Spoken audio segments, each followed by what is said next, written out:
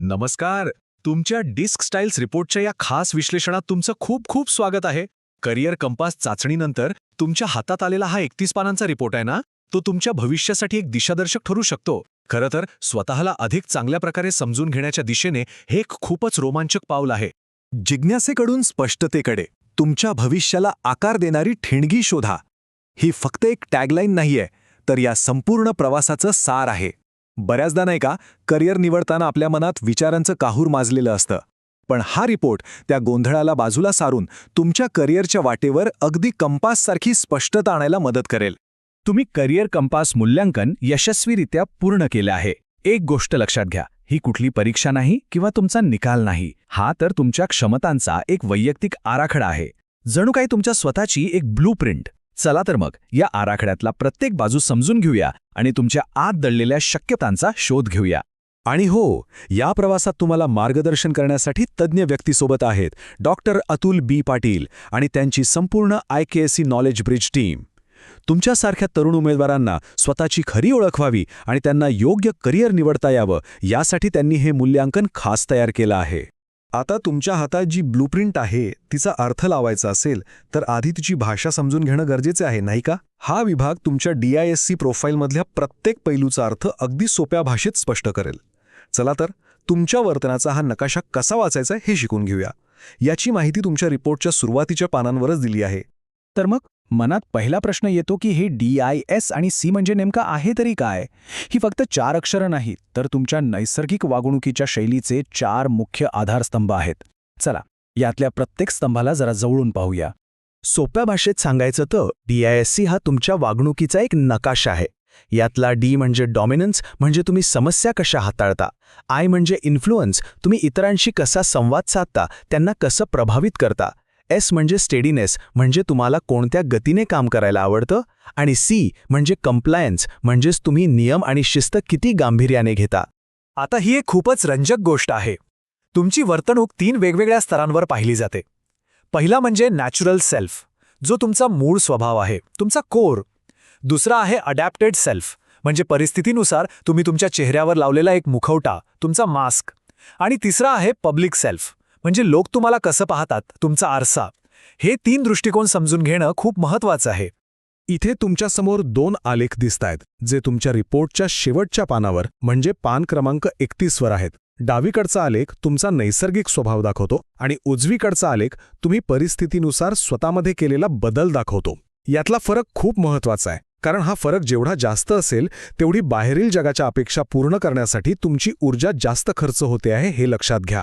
यातून पुढे जाऊन ताण येऊ शकतो. चला, आता पुढच्या भागाकडे वळूया. या भागात आपण खास तुमच्या रिपोर्टवर, तुमच्या विशिष्ट निकालांवर आणि तुमच्या व्यक्तिमत्वाच्या अनोख्या रचनेवर लक्ष केंद्रित करणार आहोत. तुमची स्वतःची वागण्याची पद्धत नेमकी कशी आहे हे आता आपण पाहणार आहोत. हा आहे तुमच्या वर्तनाचा डायमंड, आणि यावर जी आकृती दिसते आहे ती आहे तुमची युनिक बिहेवियरल सिग्नेचर. जशी प्रत्येकाची सही वेगळी असते ना, अगदी तशीच प्रत्येकाची वर्तणूक शैलीही वेगळी असते. तुमच्या रिपोर्टमध्ये पान क्रमांक 30 वर याचं आणखी सविस्तर विश्लेषण दिलं आहे, जे तुमची निर्णय घेण्याची पद्धत उलगडून दाखवतं. इथे खूप महत्त्वाचा मुद्दा समजून घ्या. तुमचं कॅरेक्टर म्हणजे तुम्ही एखादी गोष्ट का करता, आणि तुमची स्टाईल म्हणजे तुम्ही ती गोष्ट कशी करता. एक तुमच्या मूल्यांशी जोडलेलं आहे, तर दुसरं तुमच्या कृतीशी.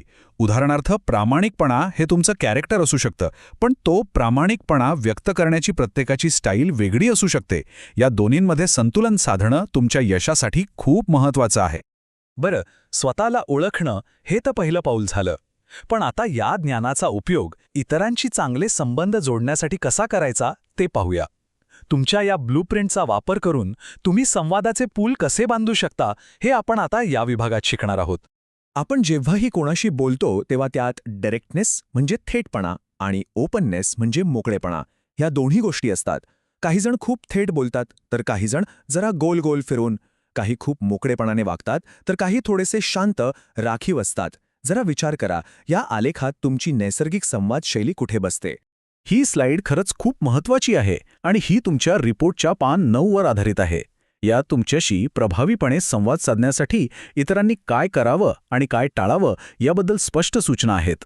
व्यावसायिक आणि वैयक्तिक आयुष्यात लोकांना तुमच्याशी बोलणं सोपं जावं यासाठी ही एक प्रकारे तुमची युजर मॅन्युअल आहे.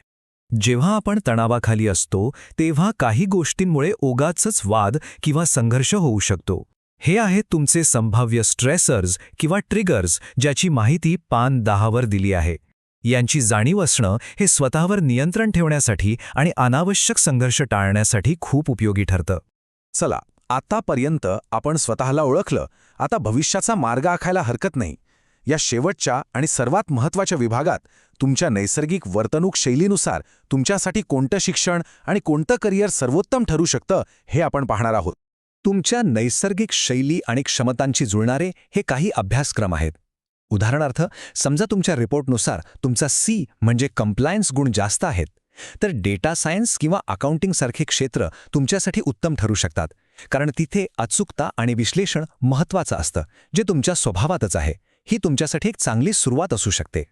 तुम्ही या प्रकारच्या नोकरीच्या भूमिकांचा नक्कीच विचार करू शकता, कारण अशा ठिकाणी तुमच्या नैसर्गिक प्रवृत्तीच तुमची सर्वात मोठी ताकद ठरतात.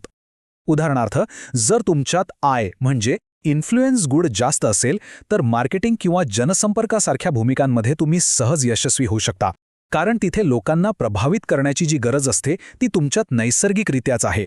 आता थोडा दूरचा विचार करूया. हे काही दीर्घकालीन करिअरचे मार्ग आहेत जे तुमच्या व्यक्तिमत्वासाठी उत्तम ठरू शकतात. हे तुम्हाला एक यशस्वी आणि समाधानी व्यावसायिक भविष्य घडवण्यासाठी दिशा दाखवतील. असं भविष्य जिथे तुम्हाला तुमच्या कामाचा मनापासून आनंद मिळेल. याकडे तुमच्या उणीवा किंवा कमतरता म्हणून पाहू नका, तर या विकासाच्या संधी आहेत असं बघा. तुमच्या रिपोर्टमधलं पान 14 याचबद्दल सांगतं. या अशा जागा आहेत जिथे तुम्ही तुमच्या क्षमतांना आणखी धार लावून स्वतःला अधिक प्रभावी बनवू शकता. या तुमच्या सुपर पॉवर्स आणखी वाढवण्याच्या संधी आहेत असं समजा. आणि हा आहे प्लॅटिनम रूल, जो नात्यांचा सुवर्णमध्य साधतो.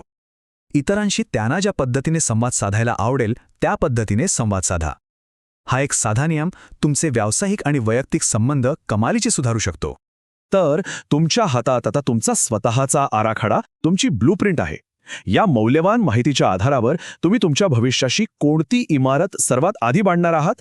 निर्णय तुमचा आहे आणि तुमचा हा रोमांचक प्रवास आता खऱ्या अर्थाने सुरू झाला आहे.